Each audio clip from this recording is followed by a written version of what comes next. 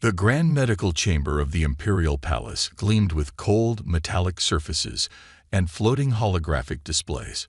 Princess Ada stood before the empire's most respected medical council, her silver-tinted skin reflecting the harsh lighting. Her hands trembled slightly, but she kept her chin high as 12 pairs of eyes studied her with clinical detachment. "The tests are conclusive," announced the head physician, his voice echoing in the chamber. "Princess Ada's reproductive system shows no signs of viable egg production.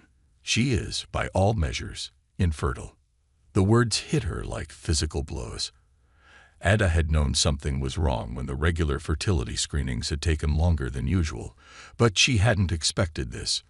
In the Stellar Empire, where bloodlines determined everything, being infertile was worse than death. The news spread through the palace faster than light speed. Servants who once bowed deep now barely nodded. Guards who used to stand straight at her approach now seemed to look through her. Even her own father, emperor of 1,000 systems, couldn't meet her eyes during the evening meal. 3 days later, the High Council convened. Ada stood in the center of the circular chamber, surrounded by 30 of the most powerful beings in the empire. Their blue-tinted robes rustled as they shifted in their seats, whispering among themselves. "The law is clear," spoke Councillor Thorne, his voice carrying no emotion. "And Heir must be fertile to maintain the purity of the imperial bloodline. Princess Ada can no longer serve as the future empress." Another councillor, older and slightly kinder, added, "We must consider alternatives that maintain our diplomatic relations while adhering to tradition." Ada listened as they discussed her fate, as if she were a piece of furniture to be relocated. Her heart pounded, but years of royal training kept her face neutral. Inside, she wanted to scream, to tell them she was more than just a vessel for continuing the bloodline. "Earth," said a third counselor, and the chamber fell silent. "The humans have been requesting closer diplomatic ties. They are a young species, but their advancement rate is remarkable. A royal gift would secure their loyalty." The suggestion spread through the chamber like wildfire. Heads nodded, voices murmured in agreement. Ada felt her stomach twist. Earth, the planet of primitives who had only achieved spaceflight a century ago. The humans who still lived such short, passionate lives. The Emperor, who had been silent until now, raised his hand. The chamber fell quiet. "It is decided then. Princess Ada will be given to Earth as a gesture of goodwill. Their government will be informed that they are receiving a great honor, a princess of the blood to strengthen our alliance." No one asked for Ada's opinion. No one looked at the way her fingers dug into her palms or how her shoulders stiffened. She was no longer an heir, just a diplomatic token to be traded. The next week passed in a blur of preparations. Her royal apartments were packed up, though most of her possessions would remain in the palace. After all, living among humans meant adapting to their simpler way of life. Her personal eye was deactivated, her royal access codes revoked, and her name removed from the succession lists. On the day of her departure, Ada stood in her empty chambers one last time. The space that had been hers since birth now felt as alien as her destination. A soft chime announced the arrival of her escort. "The ship is ready, Princess," said the guard, though the title was now merely courtesy. Ada took one last look at the crystal spires of the capital city through her window. Somewhere out there, Earth waited, a blue marble in space that would become her prison.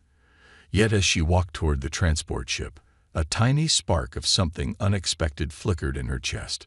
The humans were known for their unpredictability, their strange ways of defying expectations. Perhaps, just perhaps, exile wouldn't be the end of her story but the beginning of something new. As the ship's doors closed behind her, Ada straightened her spine. She might be unwanted here, but she was still a princess. Whatever Earth held for her, she would face it with dignity, even if she had to find a new definition of what that meant. Commander James Reed stood at attention in Earth's orbital defense headquarters, studying the holographic display of the approaching alien vessel. The sleek, silver ship carried what the Stellar Empire called a diplomatic gift, their princess, sent to strengthen relations between the two species.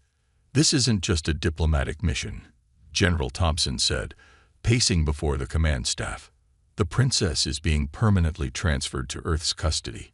We need to handle this delicately." James nodded, understanding the weight of the responsibility. "Have they provided her medical requirements?" "Basic data only. They're remarkably tight-lipped about her personal details." The general handed him a datapad. "She'll be your responsibility, Commander. Your background in xenobiology makes you the best choice for this assignment." The landing bay buzzed with activity as the alien ship descended. Medical teams stood ready, security personnel lined the walls, and a small diplomatic contingent waited nervously. James checked his translator one last time as the ship's doors opened with a soft hiss. Princess Ada emerged, and James had to remind himself not to stare. Her silver skin seemed to shimmer under the bay's lights, and her movements were unusually graceful despite Earth's stronger gravity. 2 Empire guards flanked her, their expressions unreadable behind crystalline masks. "Welcome to Earth, Your Highness," James said, bowing slightly. "I'm Commander Reed, assigned to assist your transition." Ada's violet eyes studied him carefully. "Commander," she replied, her voice carrying an ethereal quality even through the translator. "I trust you've been briefed on my situation." Before James could respond, Ada stumbled, her knees buckling under Earth's gravity. He moved quickly, catching her before she fell. The Empire guards didn't move to help, maintaining their rigid posture. "Medical team," James called, but Ada waved them away. "I will adjust," she said firmly, though her breathing was labored. "It is merely temporary discomfort." The Empire guards departed without ceremony, leaving their princess behind as if she were forgotten cargo. James noticed how Ada's fingers trembled slightly as she watched their ship take off, but her face remained composed. In the medical wing, Earth's doctors conducted their initial examinations. James stayed nearby, monitoring the readings himself. Something wasn't adding up in the Empire's medical reports. "Your Highness," Dr. Martinez said, frowning at her scanner, "these readings suggest your reproductive system is different from what the Empire's reports indicate." Ada's head snapped up. "Different? How?" "We need more tests, but Earth's gravity might be affecting your body's systems in unexpected ways. The Empire's diagnosis of infertility might not be accurate under different environmental conditions." Hope flickered across Ada's face before she carefully masked it. "The Empire's physicians are never wrong, Doctor. Please don't suggest otherwise." Later that evening, James showed Ada to her quarters, a specially prepared apartment in the secure wing of the facility. She moved slowly, still adjusting to the gravity, but refused any help. "The air here," she said suddenly, pausing by a window that overlooked the city lights below. "It feels heavy." "Earth's atmosphere is denser than your homeworld's," James explained. "We can adjust the environmental controls in your quarters to make it more comfortable." "No," Ada said firmly. "I must adapt. I am here now, Commander Reed. This is my—" She paused, searching for the right word. "My home." The way she said home made James wonder what they weren't being told about her exile. He'd read between the lines of the diplomatic reports. No princess would be gifted away without serious cause. "Commander," Ada said, turning to face him, "I may be here as a diplomatic token, but I refuse to be a passive ornament. I want to understand Earth, its people, its sciences. Will you help me?" James met her determined gaze and saw something beyond the perfect princess exterior. A keen intelligence and a fierce will to survive. Whatever game the Empire was playing by sending her here, they might have underestimated their cast-off princess. "Of course, Your Highness," he replied. "We'll start first thing tomorrow." 3 months into her stay on Earth, Ada stood transfixed before a natural waterfall, her violet eyes wide with wonder. James watched as she cautiously extended her hand to feel the spray, her silver skin glistening with water droplets. "We have nothing like this in the Empire," she said, wonder creeping into her usually controlled voice. "All our water is regulated, purified, contained. This is wild. It was their first excursion outside the facility grounds. After weeks of adapting to Earth's gravity and atmosphere, Ada had finally been cleared for outdoor exposure. James had chosen this secluded spot for their first trip, away from curious eyes and persistent reporters. "The Empire seems to control everything," James observed, keeping a professional distance despite his growing fascination with her reactions to Earth's natural wonders. Ada turned to him, water droplets sliding down her face like tears. "Control is safety, they taught us. Control is power." She looked back at the waterfall. "But this chaos has its own kind of power, doesn't it?" Their conversation was interrupted by a family of deer emerging from the forest to drink downstream. Ada froze, holding her breath as she watched the animals. The deer, surprisingly, showed no fear of her alien appearance. "They don't know I'm different," she whispered, a smile touching her lips. "On my world, all animals are engineered to serve specific purposes. These creatures are just free." James noticed how she had started saying "my world" instead of "the Empire," a small but significant shift in how she viewed her past. The princess who had arrived on Earth, stiff and formal, was slowly revealing new layers. Later that week, Ada discovered Earth's art museums. She spent hours studying paintings and sculptures, particularly drawn to the abstract pieces that would have been considered chaotic and purposeless in the Empire. "These artists," she said, standing before a massive canvas splashed with bold colors, "they create without practical purpose. In the Empire, all art must serve the state, must have clear meaning and value." James nodded, watching her face as she processed these new concepts. "Sometimes beauty is its own purpose," he said. "Beauty without purpose," Ada mused. "The council would call it wasteful." She turned to him with an unexpected glint in her eye. "Teach me to paint, Commander." And so their afternoons began to fill with art lessons.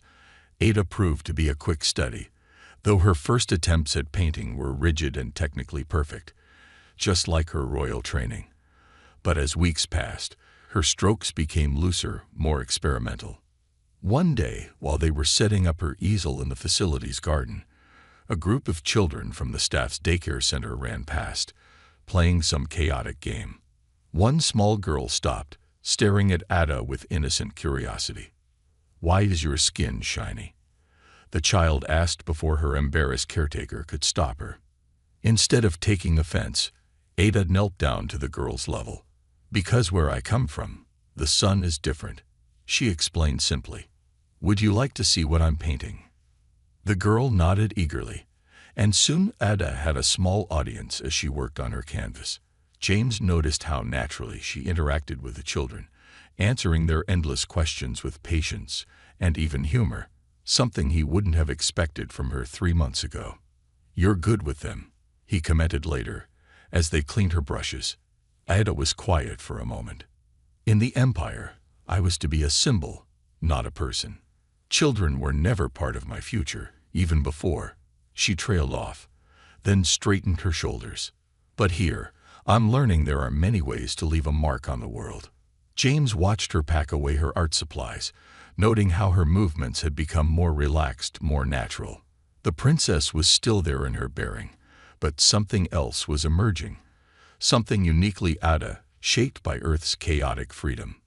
"Tomorrow," she said suddenly, "I'd like to try cooking. Real cooking, not with synthesizers. Will you help me?" James smiled, realizing that his role had evolved from handler to something closer to friend. "Of course, Your Highness." "Ada," she corrected him softly. "Here, I think I can just be Ada." Dr. Martinez's voice trembled with excitement as she burst into James's office, clutching a stack of medical reports. "Commander, you need to see this immediately." James looked up from his desk, where he'd been reviewing the latest security reports about Ada's activities. 6 months into her stay on Earth, things had fallen into a comfortable routine. Until now. "It's about the princess's fertility tests," the doctor said, spreading the papers across his desk. "We've been looking at it all wrong. All of us, even the Empire's doctors. The medical diagrams showed complex biological systems that James, despite his xenobiology background, struggled to fully comprehend. Explain it simply, Doctor. The Empire's reproductive cycle is tied to their binary star system. They reproduce during specific astronomical alignments. Dr. Martins pointed to various charts. But here on Earth, Princess Ada's body is responding to our planet's magnetic field differently. Her reproductive system isn't failing. It's adapting. James sat back, the implications hitting him. You're saying she's not infertile. Not only that, Dr. Martinez continued, but her body is showing signs of unprecedented adaptation to Earth's environment. She could potentially, the doctor hesitated. Could potentially what? Be compatible with human DNA. The silence that followed was heavy with implications. James thought about Ada, who had grown more vibrant with each passing month on Earth. How she'd stopped wearing her formal Empire robes in favor of Earth clothing. How she laughed now. Actually laughed during their daily meetings. We need to tell her, he said finally. They found Ada in the facility's garden, teaching art to a small group of children. She looked up as they approached, and something in their expressions made her send the children away early. What's wrong? She asked, wiping paint from her silver hands. Dr. Martinez explained the findings, using simpler terms than she had with James. As she spoke, Ada's expression changed from disbelief to hope to something like fear. But the Empire's diagnosis, Ada started, was based on their understanding of your biology and their environment. Dr. Martinez explained, Earth is changing you, Your Highness, in ways we're just beginning to understand. Ada sat down heavily on a garden bench. If the Empire learns of this. They won't, James said firmly. Not unless you want them to know. Later that evening, James found Ada in her quarters, standing before a painting she'd created, a swirling mixture of Earth's blues and greens with the metallic silvers of her homeworld. I never questioned it, she said without turning around. When they said I was infertile, I accepted it as fact, just like I accepted everything else they told me. James moved to stand beside her. You were raised to trust their authority. I was raised to be a puppet, Ada said, a new edge in her voice. And when I couldn't perform my one duty, producing an heir, they discarded me. She turned to face him, and James was struck by how Earth-like some of her movements had become, how her formal posture had softened into something more natural. Commander, James, she said, using his first name for the first time. I need to know something, and I need you to be honest. He nodded, suddenly very aware of how close they were standing. These past months, she continued, have you been kind to me because of duty, or because the facility's alarm system shows that moment to blare to life? Red lights flashed as a computerized voice announced, attention, incoming transmission from the Stellar Empire. Ada's face paled, its silver sheen dulling with fear. They know, she whispered. Somehow, they must know. James reached for her hand without thinking, surprised when she gripped his tightly. Whatever happens, he said, you're not alone anymore. You're under Earth's protection now. Ada looked at their joined hands, her silver skin against his human tone. I'm not the same person they sent away, she said quietly. I don't want to be that person again. Then you won't be, James promised, even as another alarm sounded. We'll face whatever comes next together. The intercom crackled. Commander Reed and Princess Ada, please report to communications immediately. They shared one last look before heading to face whatever message the Empire had sent. Both knew that everything was about to change again. The morning sickness caught Ada by surprise. At first, she dismissed it as another reaction to Earth's atmosphere, but after a week of waking up nauseated, she couldn't ignore it anymore. Dr. Martinez's hand shook as she ran the scanner over Ada's abdomen. The medical bay was sealed, with only James present besides the doctor. They couldn't risk this information leaking. It's confirmed, Dr. Martinez said, her voice barely above a whisper. You're pregnant, Your Highness, approximately 6 weeks along. Ada's hand found James's automatically. After their hasty, secret wedding 2 months ago, a small ceremony with only essential personnel present, they had hoped but never truly believed. The child, James asked, his voice tense. Is it healthy? Dr. Martinez confirmed. The DNA fusion is remarkable. Perfect, even. It's as if your genetic codes were meant to combine. Ada touched her still flat stomach, her silver skin seeming to glow brighter than usual. A child, she whispered. They said it was impossible. The joy of their discovery lasted exactly 3 days. The breach came from an unexpected source, a junior lab technician who thought selling the information would set them up for life. By the time facility security caught them, the news had already been transmitted. We need to move you, James said, throwing essential items into a bag as alarms blared throughout the facility.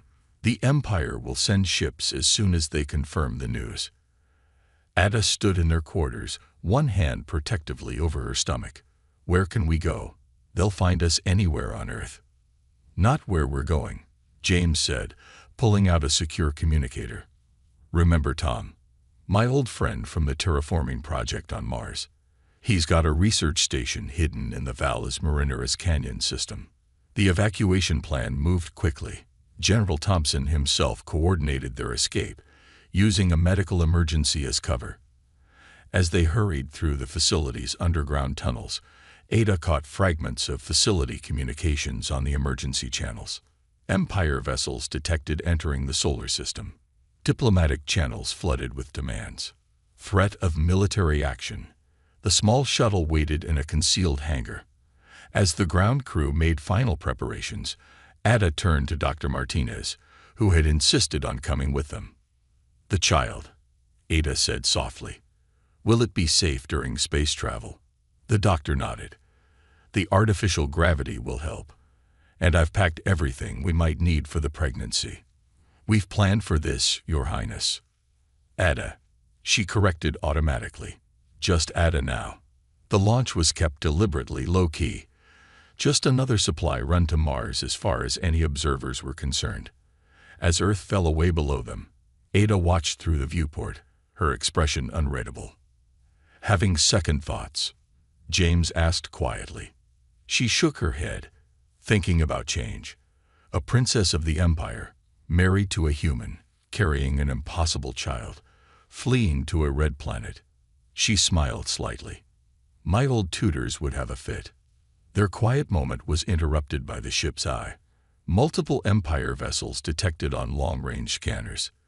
Their current trajectory suggests they are heading for Earth. James moved to the communication console, establishing a secure link to Earth Command. General Thompson's face appeared, looking grim. The Empire is demanding we hand over the princess, he reported. They're claiming genetic theft and violation of royal bloodline protocols. Genetic theft. Ada's voice cracked with unexpected laughter. I chose this. I chose James. I chose freedom. The general's expression softened slightly. We know, Your Highness.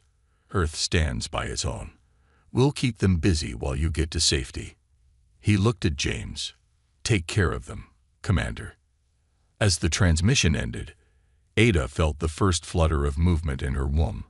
Too early to be the child, just her own body's changes, but it filled her with determination. We'll make it, she said, gripping James's hand. This child will be born free from the Empire's control, free to choose their own path. The ship accelerated toward Mars, leaving behind a brewing interstellar crisis. Somewhere ahead, hidden in red canyons under the rusty Martian sky, a new life waited to begin. James kissed her forehead gently. Together, he promised.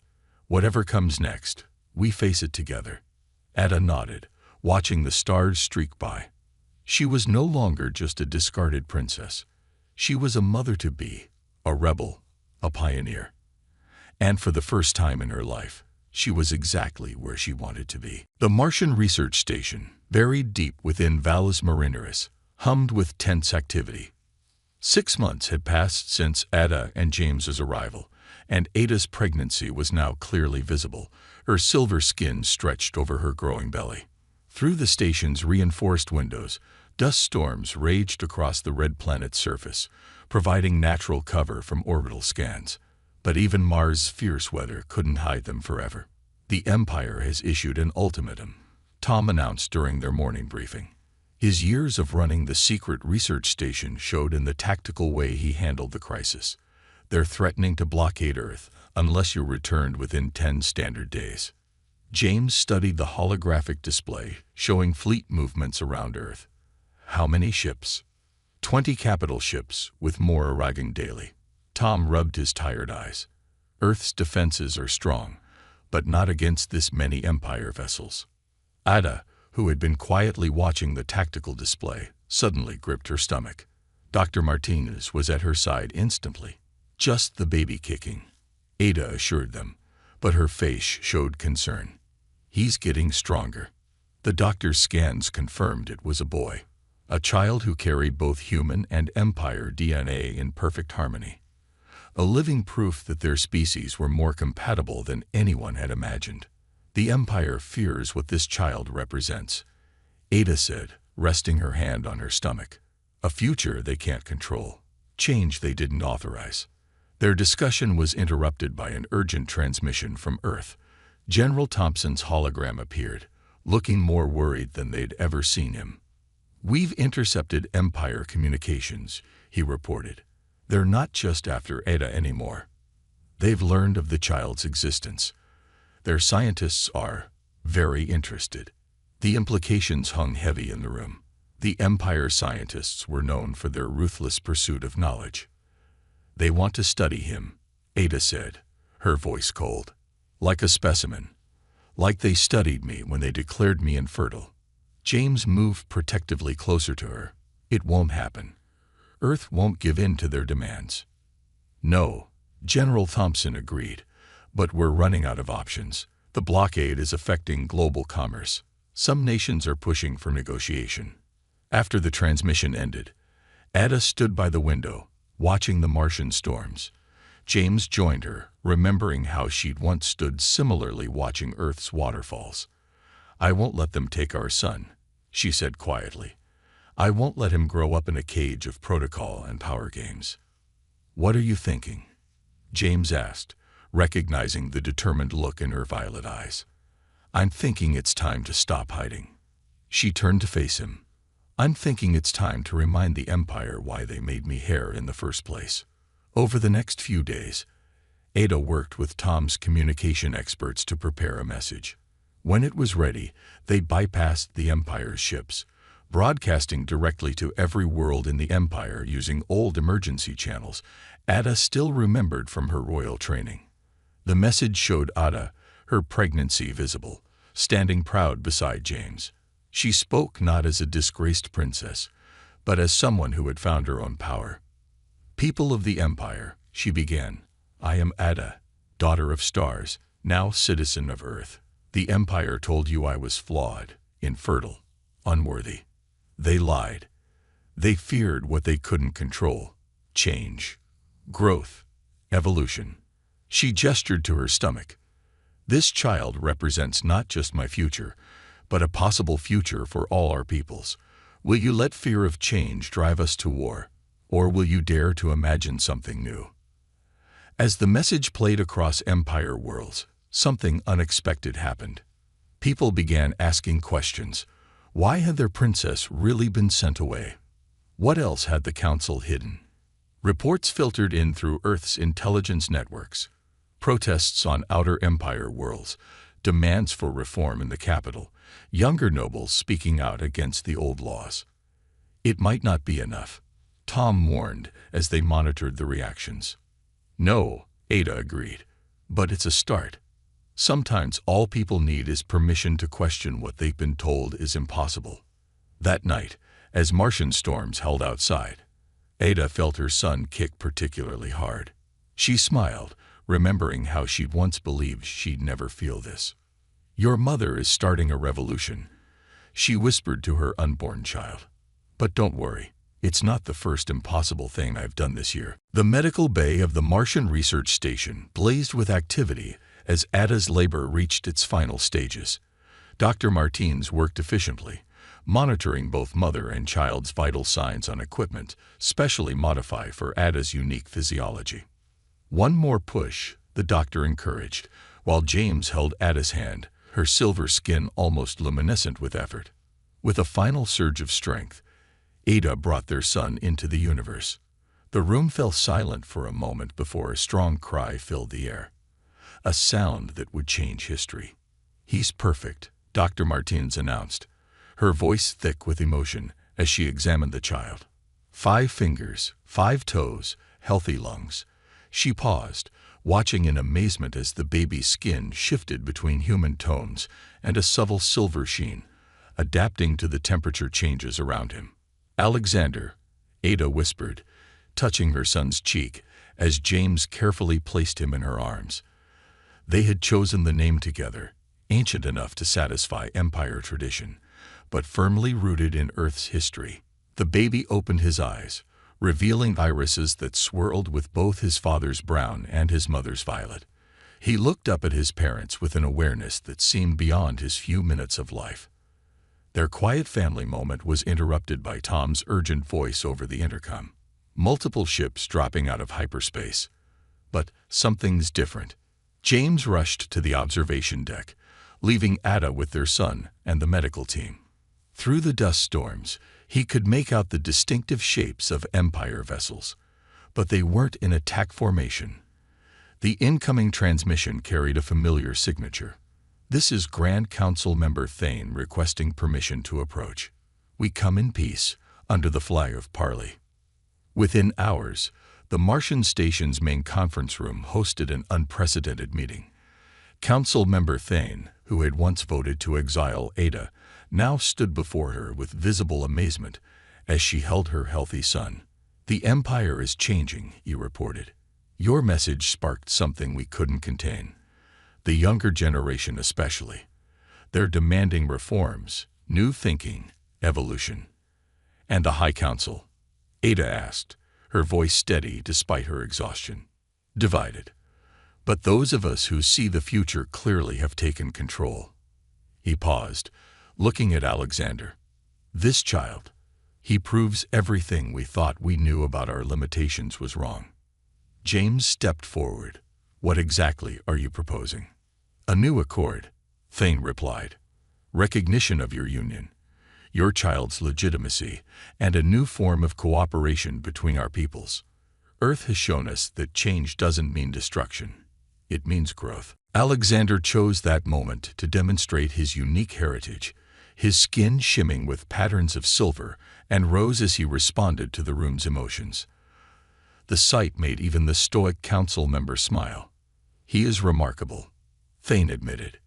"The perfect bridge between our worlds." The negotiations that followed lasted weeks, but the outcome was beyond what anyone had imagined.